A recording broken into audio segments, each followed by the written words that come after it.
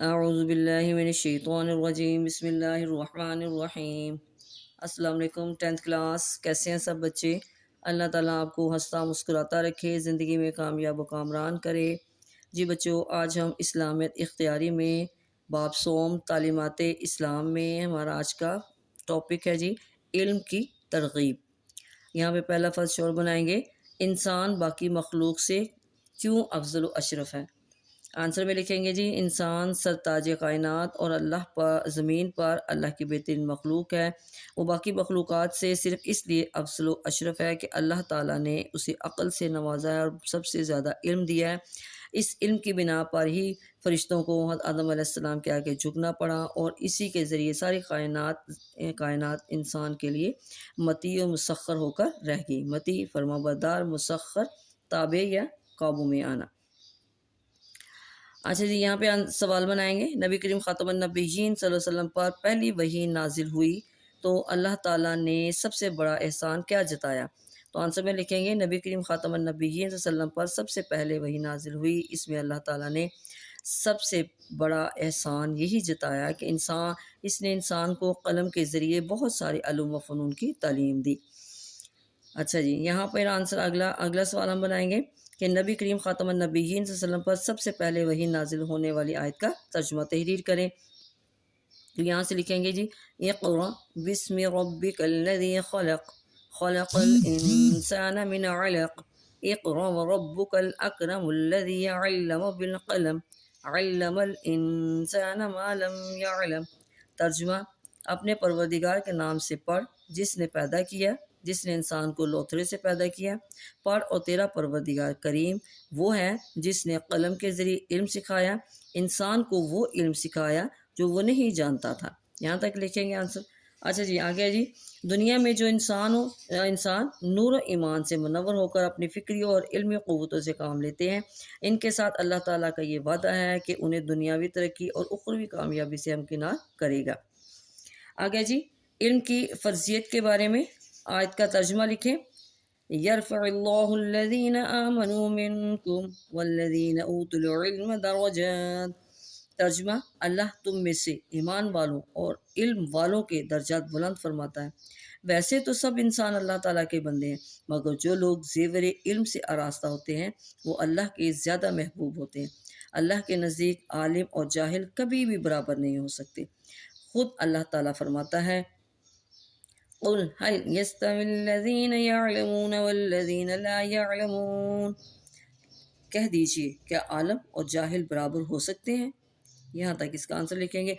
آگے ہے جی، تحصیل علم کے حصول کے لیے نبی کریم خاتم النبیین صلی اللہ علیہ وسلم نے کس طرح حوصلہ افزائی فرمائی؟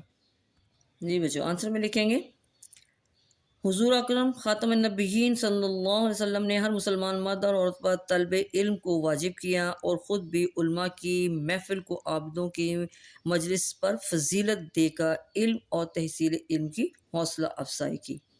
ایک مرتبہ حضور خاتم النبیین صلی اللہ علیہ وسلم مسجد میں تشریف لائے، وہاں دو مجلسیں لگی ہوئی تھیں، ایک ذکر کی، دوسری علم کی۔ آپ خاتم النبیین صلی اللہ علیہ وسلم نے دونوں کی تعریف کی اور پھر علم کی مجلس میں بیٹھ کر فرمایا میں بھی دنیا میں معلم یعنی سکھانے والا بنا کر بھیجا گیا ہوں۔ اچھا جی، آگے جی، حضور اکرم خاتم النبیین صلی اللہ علیہ وسلم ہر وقت اللہ تعالیٰ سے اپنے علم میں اضافے کی دعا کرتے تھے۔ اب یہاں پہ کیا ہے جی، حضور پاک صلی اللہ علیہ وسلم اپنے علم میں اضافے کی کیا دعا کرتے تھے؟ تو لکھیں گے جی حضور اکرم خاتم النبیین صلی اللہ علیہ وسلم ہر وقت اللہ تعالیٰ سے اپنے علم میں اضافے کی دعا کرتے تھے، اور مسلمانوں کو بھی یہی تعلیم دے رہے ہیں کہ ہر مسلمان یہ کہے رب زدنی علما، اے میرے رب میرے علم میں اضافہ فرما۔ آگے جی، حضرت معاذ بن جبل رضی اللہ تعالیٰ نے حضور اکرم خاتم النبیین صلی اللہ علیہ وسلم سے علم کے بارے میں کون سی حدیث نقل کی ہے؟ تو آنسر میں لکھیں گے حضرت معاذ بن جبل نے حضور اکرم خاتم النبیین صلی اللہ علیہ وسلم سے علم کے بارے میں ایک مفصل حدیث نقل کی ہے جس سے علم کی ضرورت اور افادیت پر تفصیلی روشنی پڑتی ہے۔ آپ خاتم النبیین صلی اللہ علیہ وسلم نے فرمایا علم حاصل کرو، اللہ کے لیے علم حاصل کرنا نیکی ہے، علم کی طلب عبادت ہے، اس میں مصروف رہنا تسبیح اور بحث و مباحثہ کرنا جہاد ہے۔ علم سکھاؤ تو صدقہ ہے۔ علم تنہائی کا ساتھی، فراغی اور تنگ دستی میں رہنما، غم خواہ دوست، بہترین ہم نشین ہے۔ علم جنت کا راستہ بتاتا ہے۔ اللہ تعالیٰ علم ہی کے ذریعے قوموں کو سربلندی عطا فرماتا ہے۔ لوگ علماء کے نقش قدم پر چلتے ہیں۔ دنیا کی ہر چیز ان کے لیے دعائے مغفرت کرتی ہے، کیونکہ علم دلوں کی زندگی ہے اور اندھوں کے لیے بینائی۔ علم جسم کی توانائی اور قوت ہے۔ علم کے ذریعے انسان فرشتوں کے اعلیٰ درجات تک پہنچتا ہے۔ علم میں غور و خوض کرنا روزے کے برابر ہے اور اس میں مشغول رہنا نماز کے برابر ہے۔ علم ہی کے ذریعے اللہ تعالیٰ کے صحیح اطاعت اور عبادت کی جاتی ہے۔ علم سے انسان معرفت خداوندی حاصل کر سکتا ہے۔ اس کی بدولت انسان اللہ اور اس کے بندوں کے حقوق ادا کرتا ہے۔ علم ایک بیش بہا بیشرو اور رہبر ہے، اور علم اس کا تابع ہے اور عمل اس کا تابع ہے۔ خوش قسمت ہیں وہ لوگ جو علم حاصل کرتے ہیں اور بدقسمت اس سعادت سے محروم رہتے ہیں۔ یہاں تک یہ پوری حدیث ہماری ہوگی جی۔ اچھا جی، آگے جی، مسلمانوں کے لیے کتنے قسم کے علوم حاصل کرنا لازمی ہے؟ دنیا میں علم تو بے شمار ہے اور کسی شخص کو یہ طاقت نہیں کہ ان سب کو حاصل کر لے، لیکن ایک مسلمان کے لیے 3 قسم کے علوم حاصل کرنا ضروری ہیں۔ نمبر 1 علم دین، نمبر 2 علم طب، نمبر 3 ہے علم معیشت۔ اچھا جی، یہاں تک آنسر لکھ دیں گے آپ۔ پھر اس کے بعد اگلا سوال بنے گا جی، علم دین سے کیا مراد ہے؟ یہاں پہ ہم آنسر لکھیں گے، اول علم دین، اور اس سے یہ مراد نہیں کہ مسلمان میں ہر ایک شخص تمام دینی مسائل کا عالم ہو، بلکہ اس سے مراد یہ ہے کہ ہر ایک مسلمان کے لیے ضروری ہے، خواہ وہ مرد ہو یا عورت، کہ دین کے ضروری مسائل سے واقف اور اسلام کی خوبیوں سے آگاہ ہو۔ یہاں تک آ گیا۔ آگے جی، علم طب سے کیا مراد ہے؟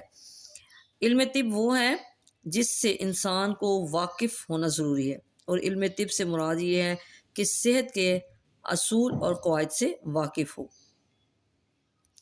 حدیث میں آیا ہے، العلم علمانی، علم الادیان و علم الایدان، یعنی علم حقیقت میں 2 ہیں، دین کا علم اور طب کا علم۔ جی بچوں، آج کی ہماری ریڈنگ یہاں پر کمپلیٹ ہوئی۔ یہ جتنے ہم نے اس میں سے شارٹ کویشچن بنائے ہیں وہ آپ نے اپنی نوٹ بک پہ نوٹ کر لینے ہیں، اور ان کو آپ نے پورے ٹاپک کو اپنے جتنا ہم نے یہاں ابھی آج اس کی ریڈنگ کی ہے اس کو آپ نے اچھی طرح یاد کر لینا ہے۔ اوکے، اللہ حافظ۔